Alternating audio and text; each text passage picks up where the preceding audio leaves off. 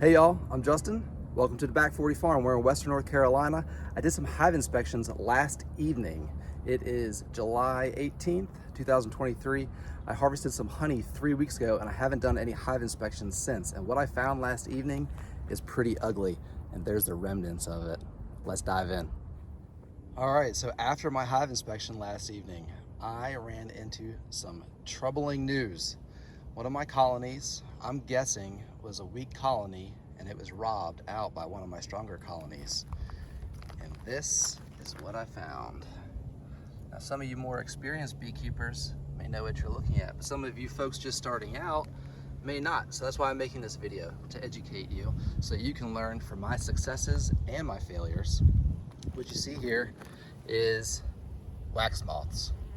Wax moths came in after my colony absconded and just took over all the comb. The wax moths come in, they lay their larvae.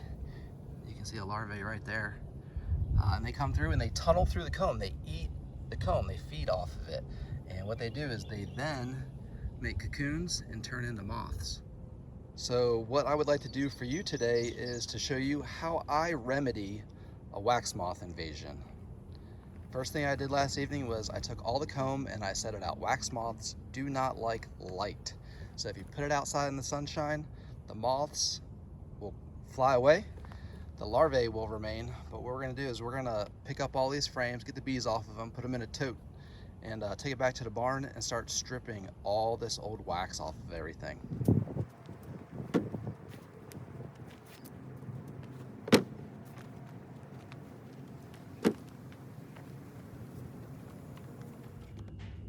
All right, so let's get down and dirty with the wax moth here.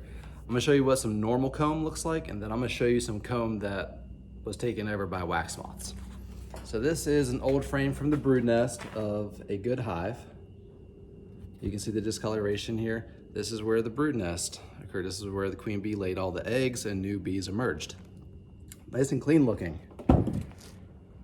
This is what a wax moth frame looks like up close.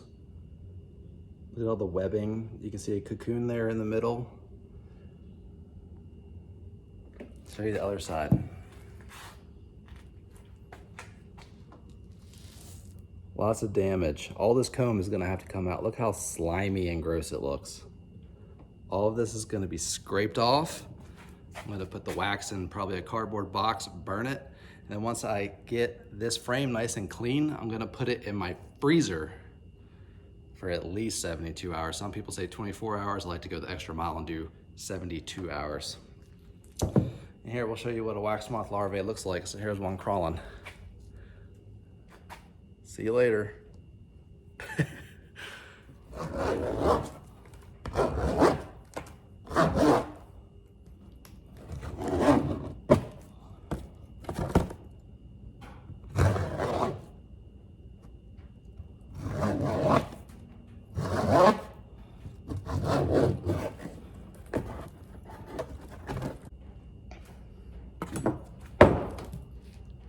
This frame is a little too far gone. I did my best to scrape it, but you can see that stuff is just packed in there.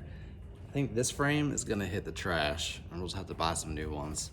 This would be extremely time intensive to get every little piece off of here. This one's no good. See ya.